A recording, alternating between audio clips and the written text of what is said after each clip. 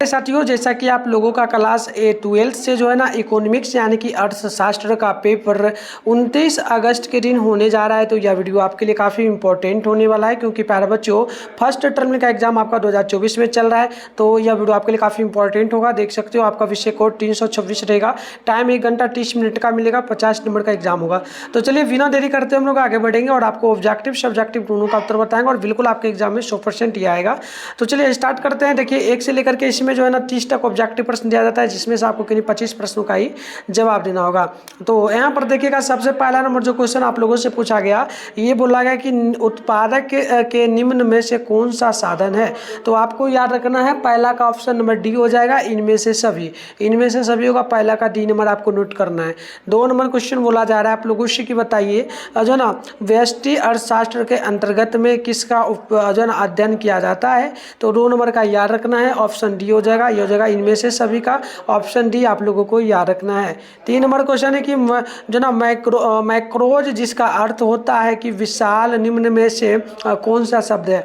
तो 3 नंबर का याद रखना है, ऑप्शन बी होगा ग्रीक शब्द, ये आपका हो जाएगा। चलिए आगे बढ़ते हैं नेक्स्ट क्वेश्चन। अगली क्वेश्चन यहाँ पर देख लीजिए, 4 नंबर बोला जा रहा है कि आर्थिक समस्या मूलतः किस तथ्य की समस्या है। तो याद रखिएगा 4 का ऑप्शन नंबर ए हो जाएगा चुनाव की, यानी कि राइट आंसर जो है ऑप्शन नंबर ए बिल्कुल यहाँ पर जो करेक्ट हो जाएगा। चलिए आगे बढ़ते हैं नेक्स्ट क्वेश्चन की ओर। ये 5 नंबर बोला जा रहा है कि आर्थिक प्रणालियों के निम्न में से कौन सा रूप है। तो याद रखना है 5 का राइट आंसर डी होगा, यानी कि इनमें से सभी होगा, ऑप्शन डी आप लोगों को याद रखना है। नेक्स्ट क्वेश्चन 6 नंबर बोला जा रहा है कि उपभोक्ता व्यवहार का अध्ययन किया जाता है किसमें। तो याद रखना है 6 का ऑप्शन नंबर ए हो जाएगा, यह व्यापक अर्थशास्त्र में हो जाएगा। तो ऑप्शन नंबर बी आप लोगों को जो है ना याद कर लेना है। अगली क्वेश्चन यहाँ पर 7 नंबर को देख लीजिएगा, जब कुल उपयोगिता अधिकतम होती है तब सीमांत उपयोगिता क्या होगा।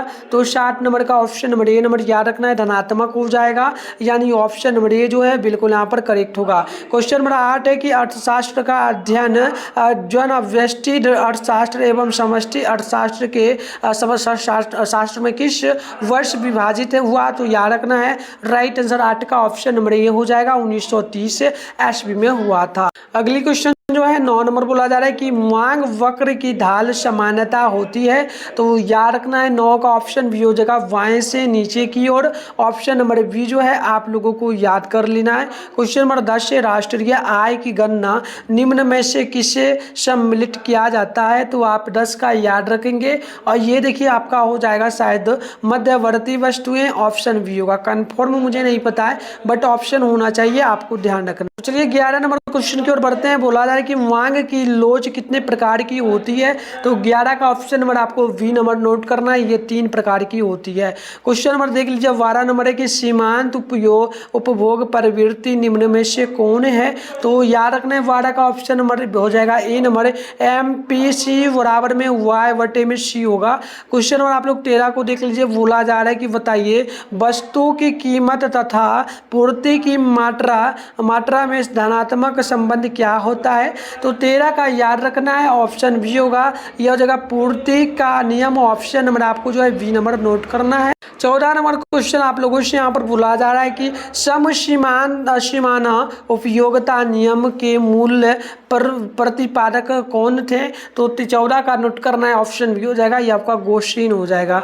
आगे हम लोग बढ़ेंगे 15 नंबर क्वेश्चन की ओर। तो ये आप लोगों से बोला जा रहा है कि सत्ता का उद्देश्य जो है मुद्रा की मांग के किस पर निर्भर करती है। तो 15 का नोट करना है, ऑप्शन सी होगा, यानी कि बाजार ब्याज पर, ऑप्शन नंबर सी बिल्कुल करेक्ट होगा। 16 नंबर क्वेश्चन बोला कि निम्न में से कौन सा मुद्रा का कार्य नहीं है। तो 16 का ऑप्शन बी नोट करना है, यह हो जाएगा कीमत स्थिरता, ऑप्शन नंबर बी बिल्कुल जो है राइट हो जाएगा। 17 नंबर क्वेश्चन आप लोगों से यहाँ पर बोला जा रहा है कि मुद्रा की पूर्ति का जो है ना नियमन कौन करता है। मुद्रा की पूर्ति का नियमन कौन करता है। तो 17 का याद रखना है, ये हो जाएगा reserve bank of India, Bharat सरकार, व्यापारिक बैंक, NITI आयोग। तो देखिए मुद्रा की पूर्ति कौन करता है। तो ये करता है भारत सरकार, व्यापारिक बैंक, तो रिजर्व बैंक ऑफ इंडिया। तो देखिए ये रिजर्व बैंक ऑफ इंडिया करती है,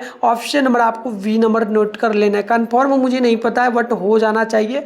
18 नंबर क्वेश्चन आपके सामने है, बचत और आय के संबंध को क्या कहते हैं? तो याद रखना 18 का ऑप्शन नंबर सी होगा, बचत फलन, ऑप्शन सी बिल्कुल करेक्ट होगा। पहले बच्चों आगे आंसर के बताने से पहले इसका PDF कहाँ मिलेगा वो मैं डाउनलोड करने के लिए आपको सिखा देता हूँ, ताकि आप लोग ऑब्जेक्टिव सब्जेक्टिव दोनों का लिख पाएंगे। तो आप डाउनलोड करने के लिए सबसे पहले तो अपने फ़ोन में जो है ना गूगल को ओपन कर लीजिए, जल्दी से ओपन कर लीजिए। तो प्यारे बच्चों आंसर की डाउनलोड करने के लिए सबसे पहले तो आप अपने फ़ोन में गूगल या फिर किसी भी क्रोम ब्राउज़र को ओपन कर लीजिए। उसके बाद सर्च बार के आइकन पे आप लोग क्लिक कर लीजिए। और अभी आप लोग इस चैनल पे जो वीडियो देख रहे हो, चैनल का नाम है मिथुन स्टडी सेंटर। तो आप लोगों को चैनल का नाम मिथुन स्टडी सेंटर जो है सर्च कर लेना है।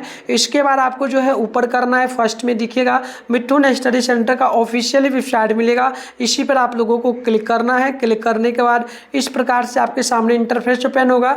आराम से स्क्रॉल डाउन करना है, नीचे चले आना है। नीचे आएगा तो आपके सामने जो है क्लास 12th का सेशन देखने को मिल जाएगा। यहाँ पर देख लीजिएगा Bihar board class 12 first term exam लिखा हुआ मिलेगा, इस पर आपको क्लिक करना है। क्लिक करने के बाद इस प्रकार से इंटरफेस पे होगा। तो पेज को यहाँ पे आते ही रिफ्रेश आपको करना है। पेज को रिफ्रेश करने के लिए नीचे की ओर खींचना होता है। इससे क्या होगा कि जो भी आंसर की नया डाला जाएगा वो आपको दिखेगा। तो नीचे आना है, स्क्रॉल डाउन करके आप सबसे पहले तो व्हाट्सएप ग्रुप और टेलीग्राम ग्रुप को जरूर ज्वाइन कर लीजिए। ज्वाइन नाउ पे क्लिक करके दोनों ग्रुप का लिंक है। आगे हम लोग बढ़ेंगे तो ये साइंस का सेशन है, क्लिक नहीं करना है, थोड़ा सा नीचे आना है। यहाँ पर देखिएगा आपके सामने इकोनॉमिक्स लिखा हुआ मिलेगा, सामने डाउनलोड लिखा है, इस पर आपको क्लिक करना है। अब इस प्रकार से इंटरफेस पे होगा। यहाँ भी आते ही पेज को रिफ्रेश करना है, ताकि जब भी आना है, जब तक आंसर नहीं दिखेगा तो रिफ्रेश आपको करते रहना है। करके नीचे आना है। नीचे आओगे तो ऑब्जेक्टिव का आंसर की आपको यहाँ पर देखने को मिल जाएगा। इसके अलावा नीचे आओगे तो सब्जेक्टिव में शॉर्ट क्वेश्चन का यानी 2 मार्क्स वाले क्वेश्चन का उत्तर यहाँ दिखेगा और लॉन्ग वाले का यहाँ पर दिखेगा। तो मैं बस कुछ ही देर में डाल दूंगा, आप वीडियो देखने के बाद जाओ, यहाँ पर आपको बिल्कुल दिखेगा। तो आकर के आप लोग यहाँ से डाउनलोड कर लो। ये आगे बढ़ते हैं नेक्स्ट क्वेश्चन की ओर। 19 नंबर वाला, कॉफी के मूल्य में वृद्धि होने की मांग क्या है? तो याद रखिएगा प्यारे बच्चों, राइट आंसर जो हो जाएगा ना यहाँ पर करेक्ट आंसर हो जाएगा 19 का ऑप्शन है, यानी कि बढ़ती है, यानी कि कॉफी का मूल्य बढ़ती भी है। आगे बढ़ते हैं क्वेश्चन नंबर, यहाँ पर आप लोग देखेंगे 20 नंबर पूछा जा रहा है आप लोगों से, जो ना तरलता जो ना पसंदगी में ब्याज दर का महत्व क्या है? तो याद रखना 20 का ऑप्शन नंबर जो है ना ये नंबर हो जाएगा, ये आपका औसत होगा। आगे बढ़ेंगे 25 नंबर क्वेश्चन, 21 नंबर क्वेश्चन है, किंग बाजार में जो ना सर्फ की मांग वक्रपूर्ण लावे जो ना लोचदार होता है। तो आप याद रखिए कि इसका ऑप्शन नंबर जो है ए नंबर होगा, पूर्ण प्रतियोगिता, ऑप्शन नंबर ए बिल्कुल करेक्ट होगा। आगे बढ़ेंगे क्वेश्चन नंबर 22 की ओर। ये आप लोगों से बोला गया पूर्ण प्रतियोगिता में किसी वस्तु का मूल्य निर्धारित होता है किसके आधार पे? तो याद रखना है 22 का जो है ना ये हो जाता है उत्पादन लागत द्वारा, ऑप्शन बी करेक्ट होगा। कंफर्म मुझे नहीं पता बट यही ऑप्शन होना चाहिए।